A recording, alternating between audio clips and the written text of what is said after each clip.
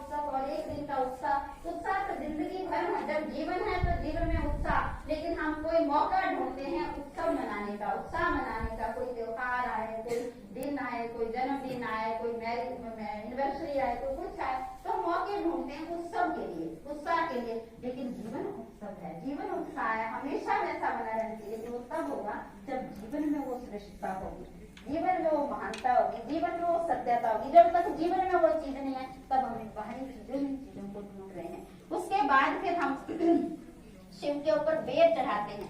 अब बाहरी रूप में वैसे तो देखो और किसी भी मंदिर में जाएंगे हम इतने अच्छे अच्छे पकवान ले जाएंगे, मिठाइयाँ ले जाएंगे, लड्डू पेड़े ले जाएंगे, लेकिन शिव के ऊपर विशेष उस दिन हम किस चीज का भोग लगाते, खास स्पेशल उस चीज को, बेर का भोग। अब बेर वास्तव में शब्द क्या है? अब हमारे यहाँ तो जब कुछ दिन पहले कहा गया कि मन की एकाग्रता के लिए हम कुछ देर के लिए अपने में मौन रखकर अपने अंदर की ऊर्जा को संग्रहित करने के लिए कुछ देर मौन रखें। ये एकाग्रता जब हम कुछ देर अपने को अपने साथ जोड़ते हैं तो बहुत एक नई ऊर्जा हमें मिलती है। और आज के युग में भी आप देखते हैं कि कई बार घर में 10 लोग बैठे हैं, 5 लोग बैठे हैं, कहीं हम रेलवे स्टेशन पे है, एयरपोर्ट पे बैठे हैं, तब भी हम एक एकाग्रता के साथ जुड़ते हैं। लेकिन उस एकाग्रता वो जो रहती है हमारे मोबाइल के साथ रहती है, उसमें हम ऊर्जा अपनी वेस्ट करते हैं, ऊर्जा ग्रहण नहीं करते।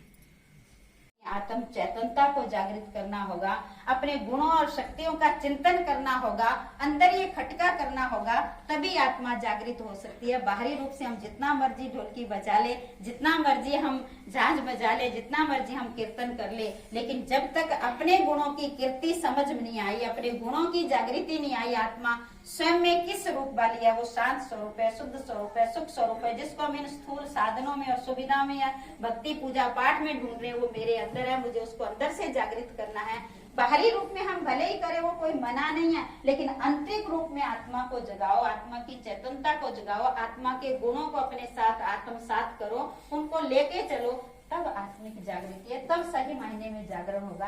वास्तव में तो ये स्थूल जागरण तो हम करते ही आए और करते आ रहे हैं और करते रहेंगे, लेकिन हमारी अवस्था, हमारी स्थिति नहीं परिवर्तन होगी, हमारे अपना सुधार नहीं होगा, आत्मा का कल्याण नहीं होगा।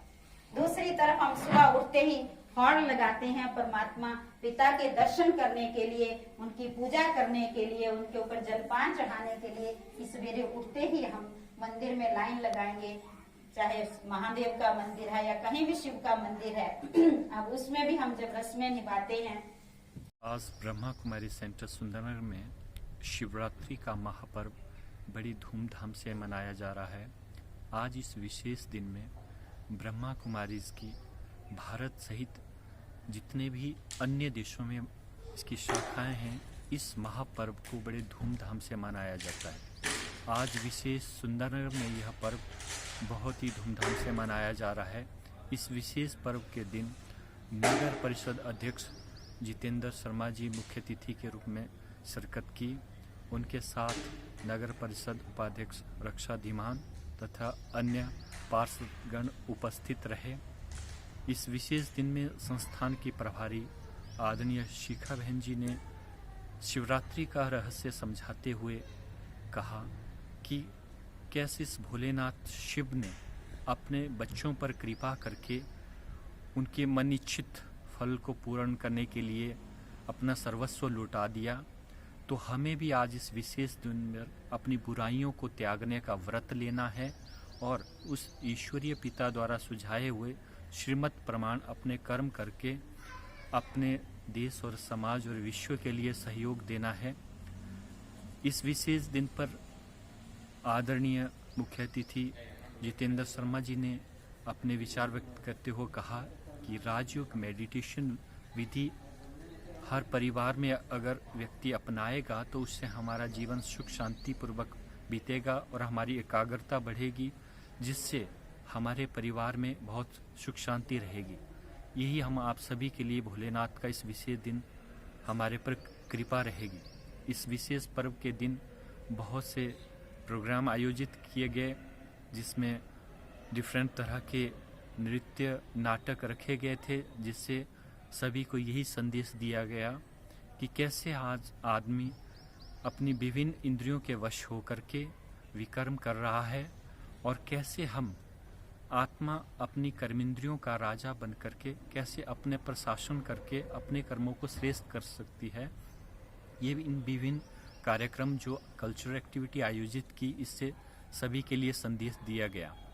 इस पर्व के दिन विशेष जो संस्थान से जुड़े हुए सदस्य तथा अन्य शहर के गणमान्य व्यक्ति भी उपस्थित रहे।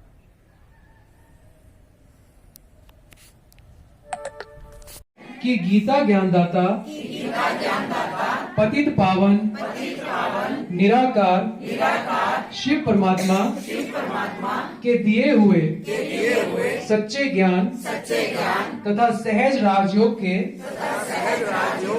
आधार पर हर परिस्थिति में अपने निजी स्वरूप में स्थित हो। जब कुछ देर पहले कहा गया कि मन की एकाग्रता के लिए हम कुछ देर के लिए अपने में मौन रखकर अपने अंदर की ऊर्जा को संग्रहित करने के लिए कुछ देर मौन रखें। ये एकाग्रता जब हम कुछ देर अपने को अपने साथ जोड़ते हैं तो बहुत एक नई ऊर्जा हमें मिलती है। और आज के युग में भी आप देखते हैं कि कई बार घर में 10 लोग बैठे हैं, 5 लोग बैठे हैं, कहीं हम रेलवे स्टेशन पे है, एयरपोर्ट पे बैठे हैं, तब भी हम एक एकाग्रता के साथ जुड़ते हैं। लेकिन उस एकाग्रता वो जो रहती है हमारे मोबाइल के साथ रहती है, उसमें हम ऊर्जा अपनी वेस्ट करते हैं, ऊर्जा ग्रहण नहीं करते।